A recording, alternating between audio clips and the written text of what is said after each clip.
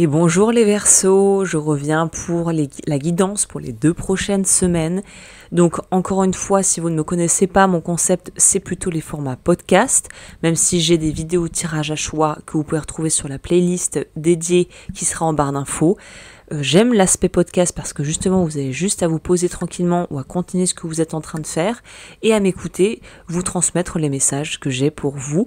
On va partir plutôt sur quelque chose d'astro, c'est pour ça que finalement les cartes sont pas très utiles dans ce contexte. Et on va voir aussi du coup la vie générale, la vie professionnelle, la vie sentimentale et les conseils que je pourrais vous transmettre. Donc vous, le menu pour ces 2 prochaines semaines, c'est un sentiment vraiment d'ébullition, de quelque chose, d'une effervescence, de joie, d'envie, de choix à faire, et puis cette clarté qui est au bout du chemin, où je pense que d'ici les 2 prochaines semaines, vous allez savoir beaucoup plus où vous mettez les pieds, ou en tout cas dans quoi vous êtes, et ça va vous permettre d'être plus efficace, je pense, dans votre vie de façon assez globale. La clarté est le maître mot ici, et ça va vous faire le plus grand bien en fait. Au niveau de la vie générale, c'est un peu une récurrente en ce moment pour les vidéos que je fais, enfin là les enregistrements que je fais, parce que on a besoin de savoir où on va. Et finalement, quand on y pense, c'est très cohérent avec la période dans laquelle je suis en train personnellement d'enregistrer, à savoir la nouvelle année. On est dans une phase où on veut savoir où on va, où on veut que les choses elles soient posées de façon claire. Peut-être que vous vous retrouvez en ce moment en train de jongler entre différentes responsabilités, beaucoup de choses à faire, une pression peut-être mentale assez forte, physiquement beaucoup d'activités, beaucoup de mouvements et une direction qu'on a envie de prendre ou dont on a envie d'être sûr. Et il sera primordial ici de poser avec clarté justement ses priorités déjà. Ça sera pas facile parce que il va y avoir des concessions à faire, comme souvent, mais le processus va être relativement libérateur. Les incertitudes vont enfin pouvoir sauter. Vous allez pouvoir prendre du temps pour vous focaliser sur ce qui compte, vous recentrer, vous ressourcer. En fait, savoir où vous en êtes, parce que peut-être que cette année vous a un peu poussé dans vos retranchements, notamment à la fin de cette année. Donc, on a besoin d'alléger cette espèce de poids, cette espèce de lourdeur mentale, j'ai l'impression, où vous avez été un peu peut-être obligé de nager à contre-courant, où il a fallu faire des choses qui vous passionnaient pas forcément, qui vous réjouissaient pas.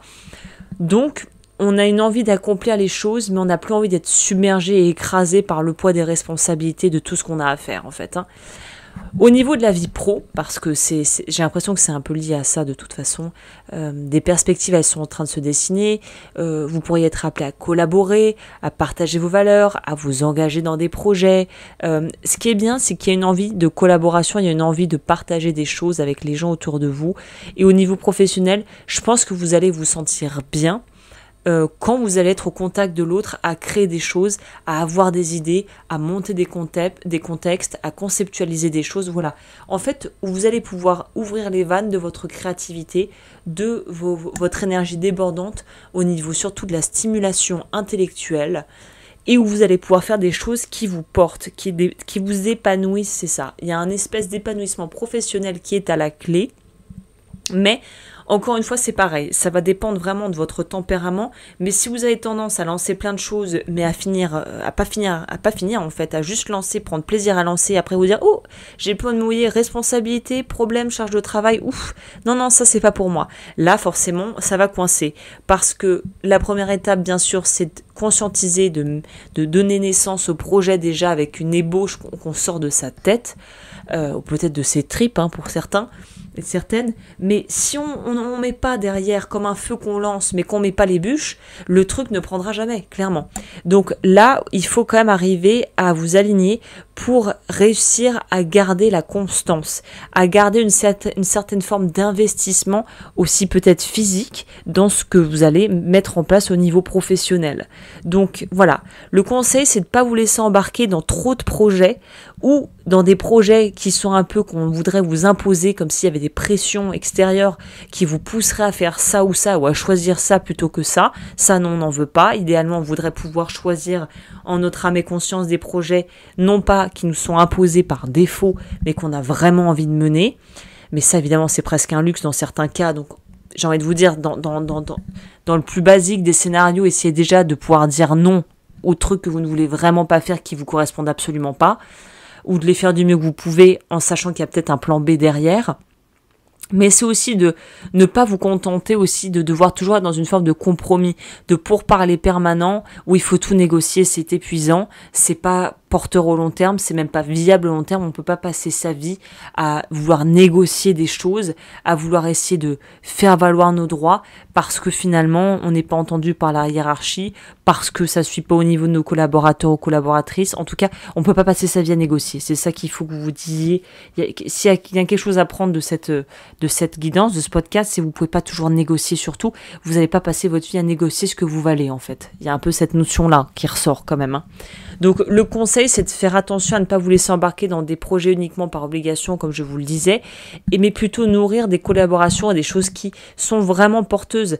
Et si on devait être même un peu stratégique, j'ai envie de vous dire, si vous devez mettre vos billes dans un projet qui, vous le savez, n'a aucune pérennité et où rien n'est acquis, alors que vous avez un deuxième projet à côté, c'est peut-être un peu moins fascinant, mais vous êtes sûr qu'à la sortie, vous protégez vos intérêts, peut-être qu'il va falloir être un peu plus stratégique que fantasque, pour dire ça simplement.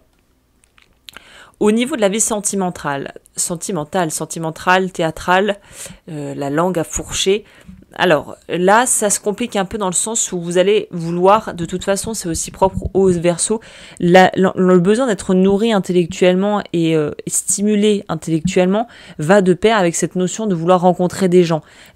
C'est vrai que certains Verseaux ont mauvaise presse et on est là, oui, mais c'est pas fidèle, gna gna gna gna. C'est pas ça. C'est que les Verseaux, ils ont besoin qu'on leur laisse leur espace. Ils ont besoin de respirer. Ils ont besoin de se nourrir intellectuellement et humainement avec des gens. Ça veut pas dire qu'ils vont forcément être infidèles. Ça veut dire qu'ils ont besoin d'avoir toujours une espèce de renouveau.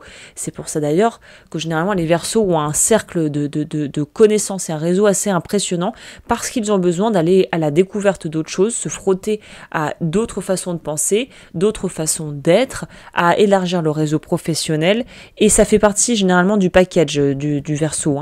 Donc là, les relations, si au niveau sentimental, vous avez l'impression que ça stagne, qu'est-ce que vous allez faire ?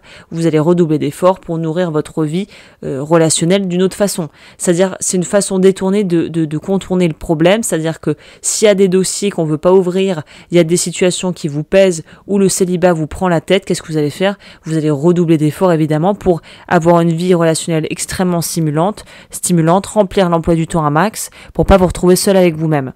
Là, il y a cette notion d'une certaine forme de on dépasse nos peurs et il faut arriver aussi à justement ne pas tomber dans cette façon peut-être de faire par défaut qui fait qu'on va vouloir aller vers la facilité, forcément. Si votre mode par défaut pour éviter le stress et les doutes et les peurs ou les vraies confrontations aussi qu'on peut parfois pas éviter, ça va être d'aller beaucoup sortir et de voir beaucoup de gens, j'ai envie de vous dire, là il est peut-être temps justement de se dire, ting, quand vous faites ça, de voir qu'est-ce que vous essayez, à quoi vous essayez d'échapper, qu'est-ce que vous essayez de fuir, qu'est-ce qui finalement vous empêche d'avancer et fait que votre vie de couple est en train c'est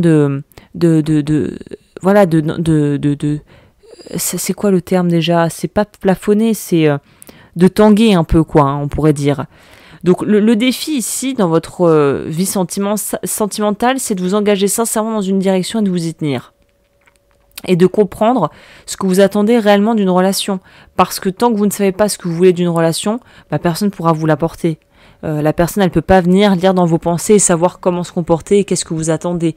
Donc voilà, moment propice pour la réflexion, notamment au niveau de vos besoins émotionnels, pour savoir qu'est-ce qui vous parle et qu'est-ce qui compte vraiment, qu'est-ce que vous voulez vraiment. Au niveau de ce que vous avez à dépasser, les défis et blocages à relever, on voit bien qu'il y a un cap que vous avez peur de prendre parce que vous avez peur du faux pas ou finalement du conflit dans certains cas et aussi des répercussions de tout ça, et c'est tout à fait compréhensible.